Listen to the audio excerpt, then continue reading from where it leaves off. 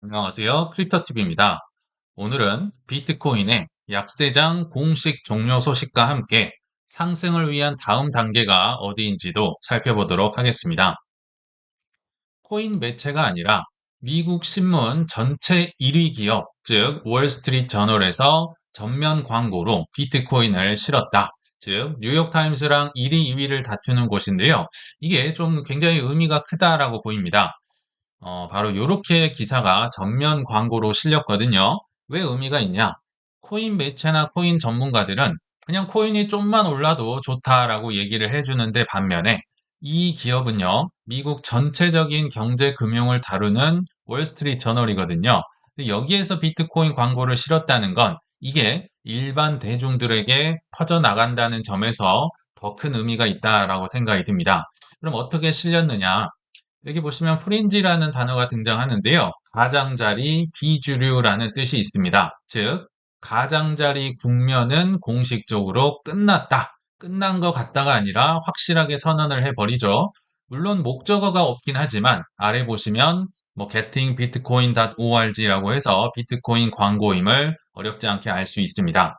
근데 이게 월스트리트 저널의 편집 장애 의도는 아닐 겁니다. 왜냐하면 광고를 실어줬기 때문에 즉 비트코인 교육 기업의 광고이긴 한데요. 반대로 생각해 보면 월스트리트 저널 광고주가 넣어줄만 하니까 전면에 투입을 해준 게 아닐 것인가라는 생각이 들거든요. 넣어줄만 하니까, 즉 거래량이 살아나고 비트코인 가격이 크게 올라가니까 실어줬겠지. 반대로 암울한 국면이었으면 이런 광고는 아마 실리지 않았을 거다라는 생각이 듭니다. 물론 이미 코인 업계에선 그것도 반복적으로 나왔던 신호였던 것 같습니다. 8월 21일자 기준으로 크립토펀트의 주기영 대표가 약세장은 사실상 끝났다. 저희 채널에서도 다룬 바 있는데요. 근데 이때만 하더라도 약간은 긴가민가한 기운이 10% 20%라도 있었던 것 같아요. 일시적인 조정이 있을 수는 있겠지만 약세장은 사실상 끝난 것 같다. 그러니까 끝났을 확률이 한 70에서 80% 정도 될 것 같은데 약간 그런 느낌이었다면 오늘 새벽에 또 반복해서 올렸습니다. 크립토컨트가 비트코인은 강세장 단계로 이제 진입을 했다. 이 말은요, 약세장이 끝났으니까 강세장으로 넘어갔다라는 얘기겠죠.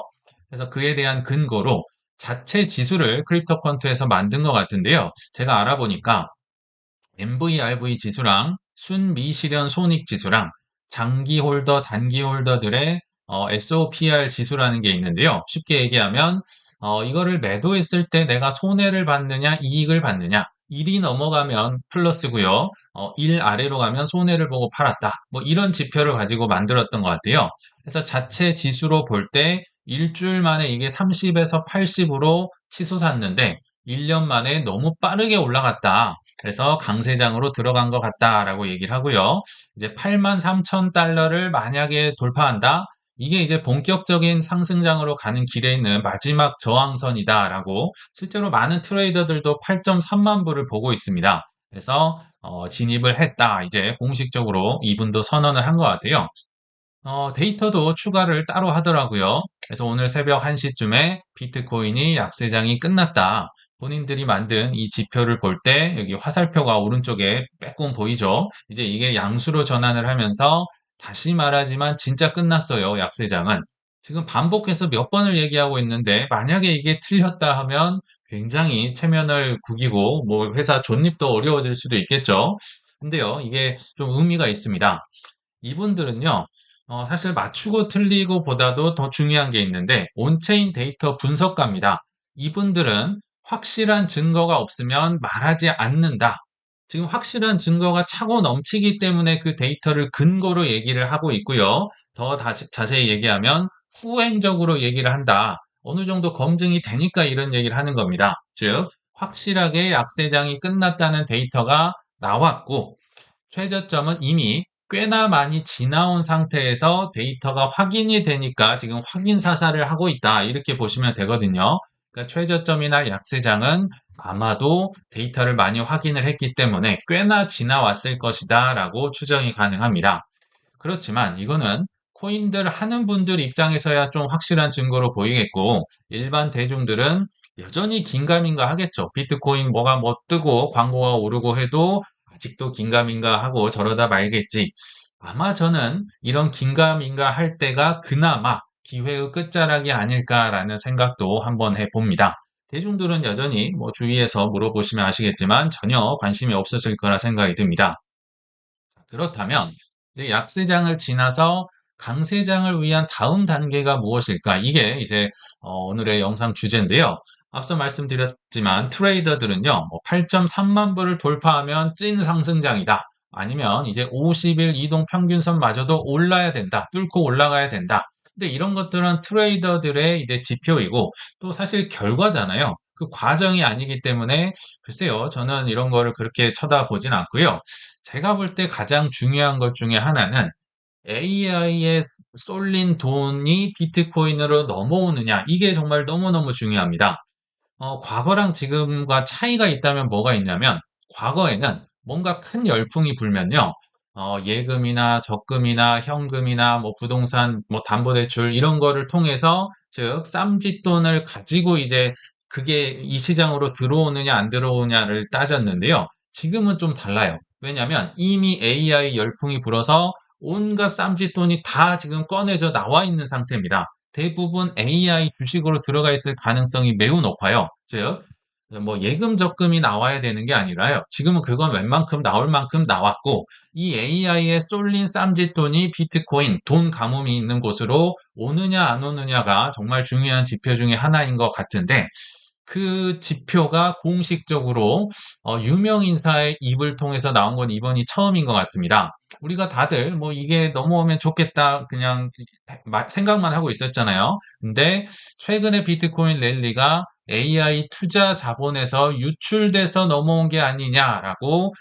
빌 밀러 4세 이분 이제 빌 밀러 3세가 헤지펀드계 전설, 그러니까 아버지가 전설이고요. 그 아들도 지금 CIO 헤지펀드를 운영을 하고 있는데요. CNBC에 출연을 해서 AI 관련된 투자 수익률에 대한 의구심이 커지면서 사실 뭐 여러 가지 청산도 있었고 여러 가지 사건이 있었죠. 그래서 암호화폐로 사람들이 장기 투자자들이 눈을 돌리기 시작했다. 거기에 AI 투자 자본을 흡수하는 데 그치지 않고 지금 미국 정부 부채, 국채, 뭐 스코어 퍼센트 때문에 논란이 되고 있죠. 부채 증가와 달러 약화에 대한 구조적 해지 수단으로 각광을 받고 있다. 어, 실제로 이분의 아버지가 이제 빌 밀러 3세인데요. 15년 연속으로 S&P 500의 수익률을 이겼던, 그러니까 한 16점 몇 퍼센트 나왔던 것 같아요. 보통 이제 워런 버핏을 연평균 수익률을 20% 정도로 잡고요. 48의 전설 드러켄 밀러가 한 30% 정도로 잡으니까 이분도 그 정도는 아니지만 그래도 16점 몇 퍼센트면 엄청난 분위기긴 하거든요. 근데 이분이 크게 실패했던 적이 두 번 있는데요. 한 번은 서브프라임 모기지 사태 때 베어스턴스나 이런 금융주 많이 들고 있다가 한 번 혼난 적이 있고요. 두 번째가 바로 비트코인이었습니다. 22년 초에 나름 헤지펀드의 전설이면 재산이 많을 거 아니에요. 근데 모든 포트폴리오의 절반 가량을 비트코인에 투자를 하면서 테라 루나도 아마 겪었을 거고요. FTX도 겪었을 거다. 이때도 아마 좀 힘들지 않았을까 생각이 드는데요. 아무튼 그 전설과 전설의 아들이 지금 코인으로 이제는 눈을 돌릴 때다. 이렇게 얘기를 하고 있다라고 보시면 됩니다. 이게 왜 의미가 있느냐? AI에서 코인으로의 로테이션, 우리가 항상 생각만 해왔는데 이거를 공식적으로 언급한, 최초로 언급한 유명 투자자다. 그러니까 코인 투자자가 아니라 이런 헤지펀드나 유명 인사들이 얘기를 해줘야 일반 사람들이 귀를 기웃거릴 수 있다. 이렇게 여기에서 좀 의미가 있다라고 보시면 됩니다. 근데 앞서서는요, 뭔가 좀 정성적인 데이터만 얘기하고 구체적인 데이터를 얘기를 하진 않았었거든요. 근데 최근 들어서 속속들이 실제 거래량이나 뭐 순유입이나 이런 데이터가 금과 비트코인이 AI를 역전하고 있는 반전이 나오고 있다. 이런 사실, 이거는 사실 데이터가 좀 쌓여야지 나올 수가 있는데 지금 속속들이 나오고 있다라고 보시면 됩니다. 즉, 골드 ETF, GLD나 블랙락의 비트코인 ETF 이 두 개의 거래량이 드디어 10대, 전 세계 10대 ETF 탑 10 안에 재진입을 했다. 보니까 작년 10월 이래로 정말 오랜만에 탑 10에 들어왔다라고 블룸버그 ETF 전문가 에릭 발추나스가 어, 큰 이제 뉴스를 통해서 이렇게 설명을 해 주더라고요. 즉, 데이터가 이제 속속들이 나오고 있다. 그 증거가. 그래서 AI 열풍을 대신해서 디베이스먼트 트레이드, 통화 가치 하락에 베팅하는 투자자가 부상을 하고 있다. 그래서 금과 IBIT가 지금 10위 안에 리스트에 복귀를 했다. 반면에 올 여름 내내 상위권을 장악했던 일부 반도체 ETF가 완전히 꺼진 건 아닌데요. 순위가 지금 쭉쭉쭉 밑으로 내려가고 있다라고 합니다. 굉장히 6월, 7월 뜨거웠었죠. 근데 요게 밀려나면서 이제 금과 비트코인이 그 틈바구니를 차지를 하고 있다라고 보시면 됩니다. 그래서 25년 10월 이래로요. 한때 이제 금과 비트코인 ETF가 탑 10에 동시에 진입했던 적이 있었습니다. 금은 4위였고요. 블랙락의 비트코인은 7위까지 진입을 하면서 25년 10월이면 나름 비트코인 즐거웠었죠. 그리고 금도 나름 즐거웠었는데 그 이래로 거의 10개월 만에 탑 10에 진입을 했다. 이렇게 보시면 되고요. 이 발주너스가 실제로 블룸버그 뉴스에 나와서 그동안 비트코인이 정말 힘든 시간을 보냈어요. 작년 10월 달에 비트코인 ETF 순유입이 빵빵 터지다가 계속 힘들고 어려운 계곡을 지나다가 드디어 최근 들어서 엄청난 순유입이 나오고 거래량이 터지면서 상위권을 장악을 하고 있다. 뭐 이런 여러 가지 객관적인 이제 데이터를 보여줬던 것 같습니다. 근데 제가 그 데이터를 아무리 찾아봐도 안 나오더라고요. 본인 뭐 자체 자료인 것 같아요. 그래서 제가 한번 여러 AI를 돌려서 조사를 해봤습니다. 불과 한 달 전만 하더라도 정말 반도체 ETF의 거래량이 전 세계를 탑 10을 휩쓸었다. 거래량이 어마무시했다라고 보시면 됩니다. 사실은 한 달 전도 아니에요. 7월 29일자로 제가 찾아봤거든요. 물론 6월쯤이 아마 한국은 전성기였을 텐데 조금 전성기에서 내려왔을 수도 있겠지만 아무튼 한 달도 채 되지 않았을 때 전에 보시면 스파이랑 QQQ가 일단 전체 ETF의 1위와 2위 거래량을 차지합니다. 거래량 기준으로는 이게 나스닥과 S&P 500의 지수이기 때문에 이거를 이길 수는 없습니다. 그러나 순유입 기준으로는 반도체가 1위, 2위, 3위를 참고로 다 싹 쓸었고요. 그리고 거래량 기준으로 보더라도 속슬이라고 아마 한국 분들 많이 사셔서 알고 있는 반도체 3배 레버리지가 당당하게 3위를 차지했고요. SMH 반도체 ETF도 4위, 8빌리언 달러네요. 그리고 SOXX 반도체도 7빌리언 달러로 6위. 그리고 9위가 D램. 이것도 AI 메모리 반도체 관련이고요. SOXS. 그러니까 SOXL의 반대 개념이라 보시면 되죠. 반도체 마이너스 3배 인버스도 10위. 그러니까 10개 중에 지금 5개가 반도체 관련이고요.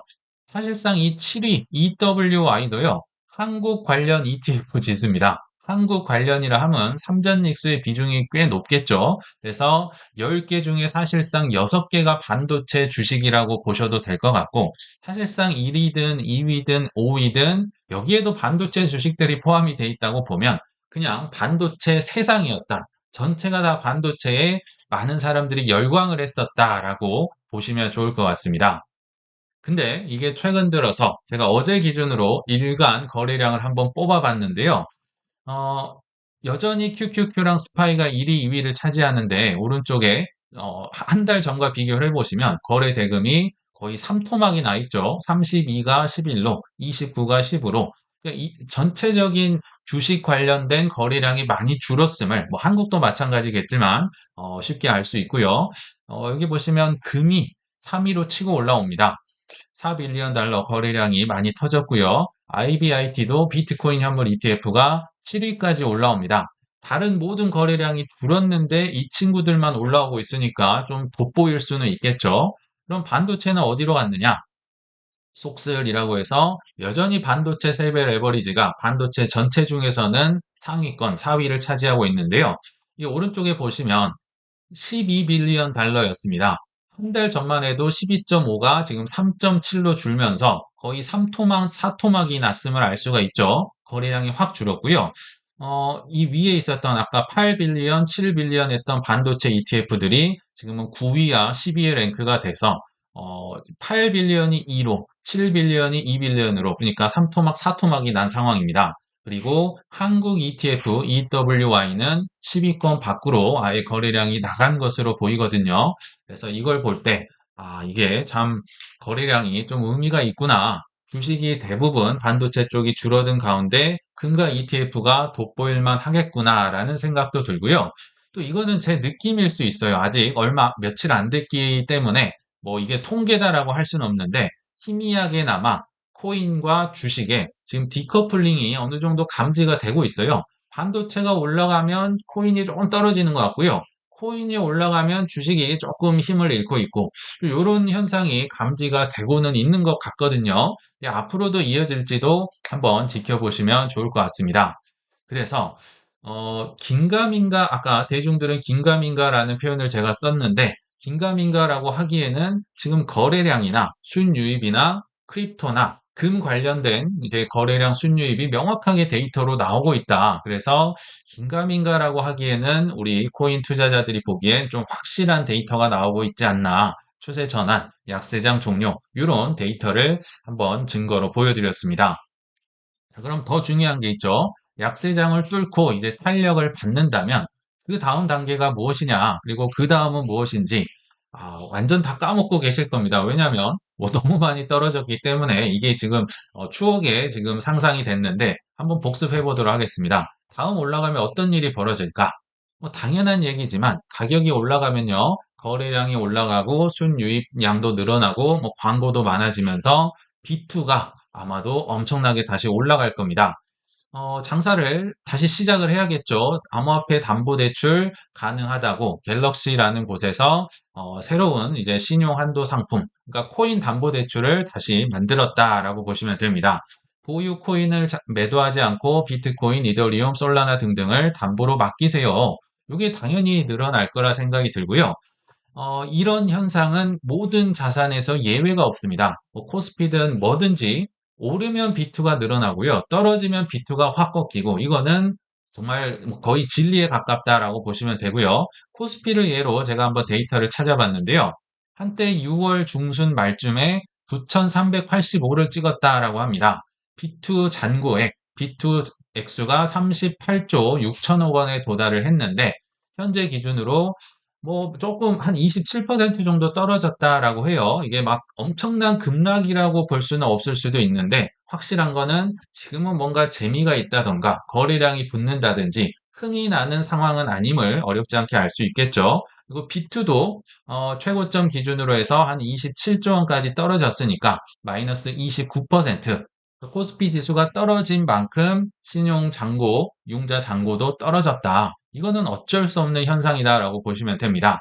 자, 그렇다면 지금 코스피는 한 3개월, 2개월밖에 안 됐는데 이런데 코인은 1년 가까이 떨어졌다면 비투액은 당연히 어떻게 됐을까요? 당연히 줄어들었겠죠. 작년 10월 달 기준 12만 6천 불까지 비트코인이 찍었었고 그때 당시에 담보대출 비투액이 한 78빌리언 달러 정도 됐다. 근데 요게 분기를 거듭할수록 뚝뚝뚝뚝 떨어져서요. 지금은 아니지만 지금은 좀 올라왔지만 26년도 2분기 말 기준으로 5만 9천 달러까지 갔으니까 반토막이 넘게 떨어졌다. 당연히 담보대출 잔액도 78빌리언 달러에서 56빌리언 달러로 한 마이너스 29% 정도 떨어졌다.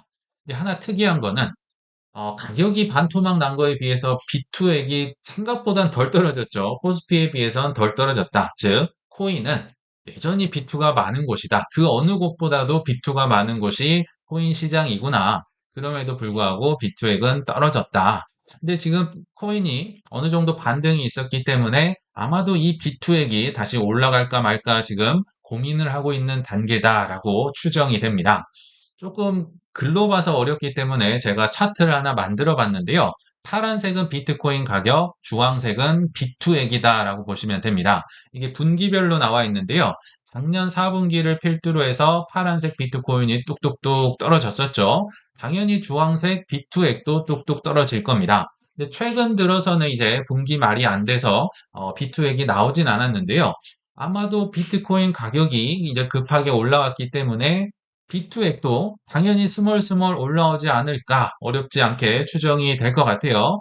이게 제가 볼 땐 강세장의 증명 지표 중에 하나가 될 가능성이 높습니다. 물론 여러 가지 또 뭐 인간 지표도 있었죠. 코인베이스 앱 순위라든지 MVRV 지표라든지 뭐 ISM 제조업 지수라든지 여러 지표와 함께 B2가 늘어나고 있는지도 좀 잘 체크를 해볼 필요가 있겠다라는 생각이 듭니다. 그럼 그 단계는 언제냐? 어떤 단계냐? B2가 늘어나고 한다면, 야, 우리가 그토록 기다렸는데, 사실 작년 기준으로 코인에는 안 온 것 같습니다. 회사에서 뭐 직장 동료들, 뭐 동네에서 코인 얘기, 카페에서 택시에서 코인 얘기가 나와야 되는데, 안 나왔던 것 같아요. 근데 회사에서 코인 얘기가 나올까요? 안 나올까요?